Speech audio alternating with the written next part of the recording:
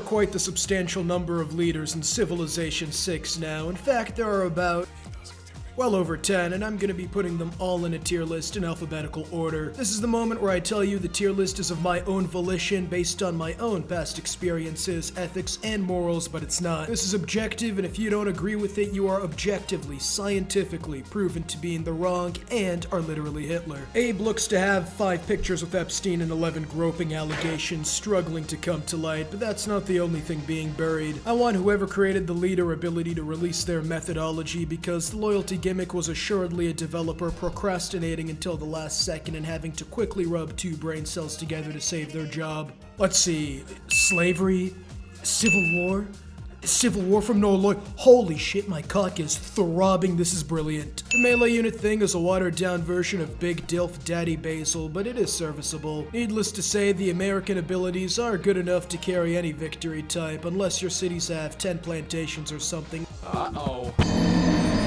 Leading to rebels with fairly weak labor laws. B tier. He could be producing 10 science per turn, but through taking inspiration from research unit 731, drugging and experimenting on captive civilians, through implied consent of course, before using those findings to creatively rearrange your army's skeletal structures, using advanced units coming at you with malicious intent. Well, personally, that's enough to persuade me, and if you get a snowball rolling while securing fascism, let's just say a new Anne Frank's gonna be dropping. S tier. I've never been witness to someone with the neck strength of a minotaur. The bountiful collection of fat around your neck is for more than scaring off predators, being sturdy enough to hang on to what I assume to be your nation's gold reserves smelted into ornaments, and to move around as if not to be bothered by it, truly constructed in an alternative manner. The archers are outlawed by various articles of the Geneva Convention, and having to go against them will result in your life expectancy matching that of the main character in a drone strike video. Everything is dependent on the pyramid, and if you can get one adjacent to your city whilst making Germany insecure in the process. S tier. The Pringles mascot, who looks to have honed his body through years of combat experience from beating his wife, possesses a rather unique unit, but the civ ability is start reliant. The leader ability in Opidum more than make up for it, as not only is a human centipede a viable strategy for Ambiorix, but with Opidums you can research man-at-arms and medieval weaponry before learning what iron is. Now, the specific logistics of that evade me, but I'm sure it's something that makes perfect sense scientifically. A tier. I understand why they didn't put an accurate depiction of Ba in the game, would be too distracting otherwise. But that distraction may be needed. She says it's hero time and turns into Afghanistan of the marsh like a Ben 10 alien, leaving the poor conscripts to throat the nearest mosquito colony, hoping to contract cholera as a superior option when compared with the certain death of charging her elephants in a forest. This ability with her crossbows is objectively bad, but mildly entertaining to perform. The Than surrounded by districts is the most brain-dead culture victory I've ever had the pleasure of playing. Using her giant ranged elephants, you can declare war, walk into forest, refuse to leave nor elaborate, and pillage till the enemy is willing to offer all of their gold, luxuries, art, wives for your withdrawal. A tier. This just in, we have live footage of Basil resizing the rectum of the inhabitants in a local walled settlement. Dogmas are a second stacking great general, plus 10 is an era ahead by the way, and by implanting pure titanium into their horses' heads, you are the battering ram. Creating such a weapon of mass destruction, you'll be looking like Oppenheimer suffering from PTSD. An automatic religion essentially, and free units by holding a few horse races, not to add that Crusade will give you plus 10 in enemy cities following your religion. Easy to do since your cavalry turns into late stage abortion devices, massacring entire armies so hard the inhabitants of the nearest city go. Yeah, you know, maybe the Byzantines have religion right after all. Easily S tier on top of S tier, no doubt. Both Catherines are essentially the same aside from their dress. I mean, I know I said Catherine could use a makeover, give me some color, but I wanted a paint job, not an acid trip. Goth Cat gets extra Diplo visibility, which is nice for Emperor and below, plus multiplayer for early wars, but the other collects luxuries like Pokemon cards and shows them off at the court festivals. The marketing ability to have people from all across the globe come to your cities to view their luxuries bountiful at home is nothing short of a masterstroke. Grand Tour and Chateaus are much better for the cosplayer Catherine, while Garde Impériales let you look at the continent's tab and think, it looks French enough to me. There is one drawback, however, rather critical in the fact that they are French, meaning Black Queen gets C tier, and you ain't fooling anybody with that mask gets A tier. Indian Giga Chad variant has a unique war goal far away from their unique unit on the tech tree, which is also quite good, and late enough to where everyone will have walls, making it less effective than it could be. Make no mistake, the difference is between being banned under internationally recognized treaties and causing untold devastation, but legally on the OP scale. With their move speed and great general you assuredly have time to secure, it's not bad, especially when you have enemy units looking up to your elephants, holding back the urge to empty their fecal content. B tier. The two variants of Hot Damn and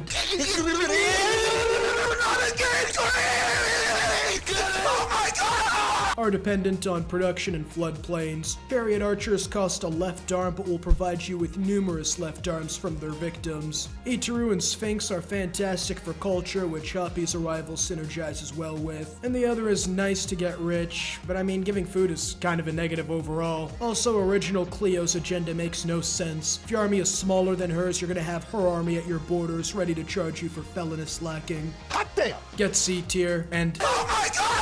Gets B tier. The casus belli Putin thought he had lets Persia declare wars through no justifications whatsoever and suffer limited repercussions. By exercising this disingenuous form of mental gymnastics, you get 2 move speed whenever you want, and immortals are Yu-Gi-Oh monsters after someone fused together an archer and a swordsman, being 2 of the best units in this game, legally constituting a hate crime if you send any of these at anybody. Satrapies and the improvement give culture and gold for maintenance, and eventually getting the hate crime ideology is much easier, which is fitting considering the immortals. A tier. Kothons give production to settlers is automatically at least C tier. Goodness me. I'm expecting all their other abilities to help craft the most dominant S tier civs since Shaka and Civ 5. So long as they're somewhat serviceable abilities, that should pose no problem. Trade routes from government ability.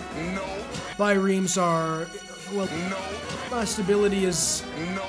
The Kothons are the Bugatti in a mobile home, anywhere else C tier. Eleanor is literally the virgin Giga Chad meme. The only thing to get excited for with English Eleanor is thinking you'll get Cinnabons for about 2 seconds when she walks in. The hairdo will still constitute an optimal distraction for when you're getting rammed violently by a semi-competent player. None of her abilities mesh. On an archipelago I could see B just cause of the dockyards. If you get coal it's really nice, but not enough to really counteract anything else. French Eleanor gives you wonder construction speed and chateaus, making the Great Works ability much better. F tier for Princess Leia, and A tier for other Eleanor. Would you be interested in a trade agreement with England?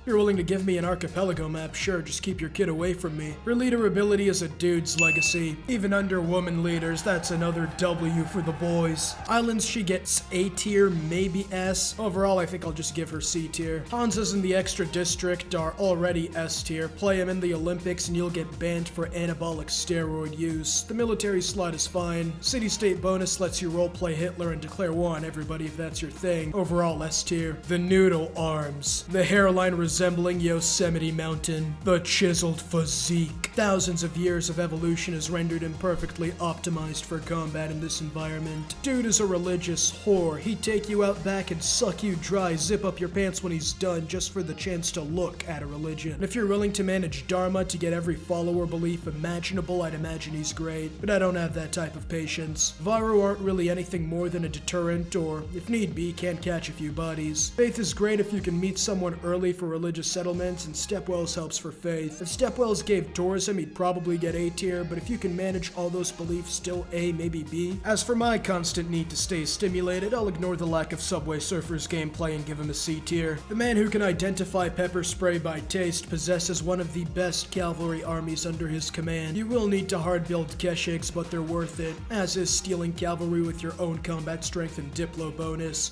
A tier. A literal bro. The 700-pound assault weapon with attachment issues is SSS tier.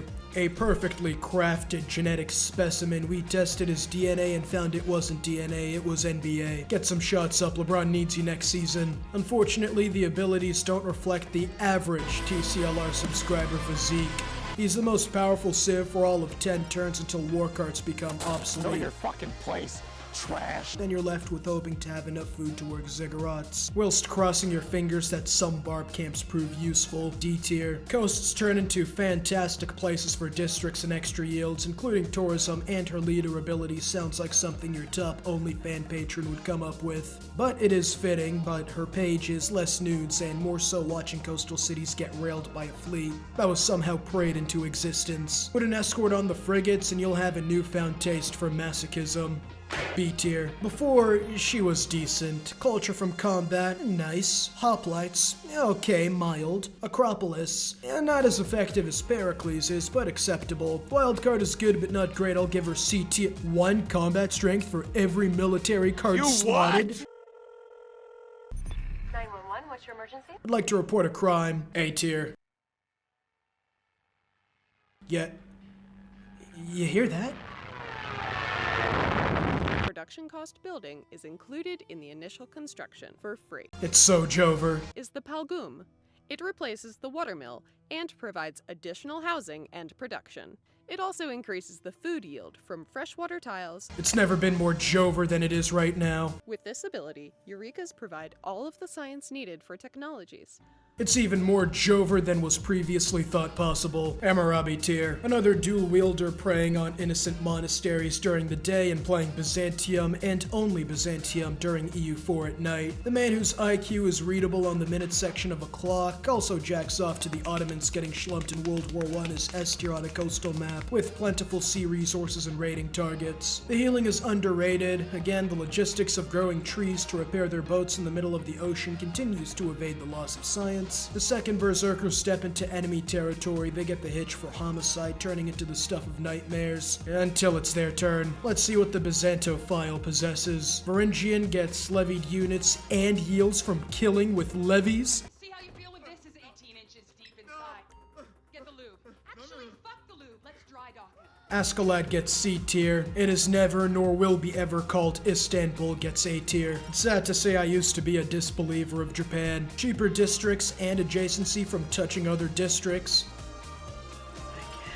Add that to samurai being now upgradable and requiring culture instead of science, and you might have S tier, but I'll play it safe and say top of A tier. Would have gotten a monstrous culture victory last video if the AI actually built religious units. I will try to be objective despite the horniness purveying my body, but after snapping as many snapshots as my PC's hard drive will allow, I can tell you if you could get relics, she's great. Culture bombing when you don't found a religion is rough, and you get no bonuses to finding God. The Tsars are nice, but Suki nice are the most consistent thing she gets. I'll give her C tier just cause you need a way to find relics to fully utilize her abilities. He lives a simple life. Eat, pray, procreate again. Really nail the procreation segment, my goodness. Bring in tourists who have to see the lack of refractory period for themselves to believe it, winning a tourism victory through the Viagra. Introduced to the bloodline after humans escaped Africa, with multiple religious beliefs being incredible on him to boot, like Crusade, where your biological siege equipment probably puts you about here in regards to animal labor abuse. He gets S tier. I was gonna do the entire tier list today, but I got a flight to catch, so I'll have the rest of it posted next Saturday. Subscribe not to miss out. Later, bye.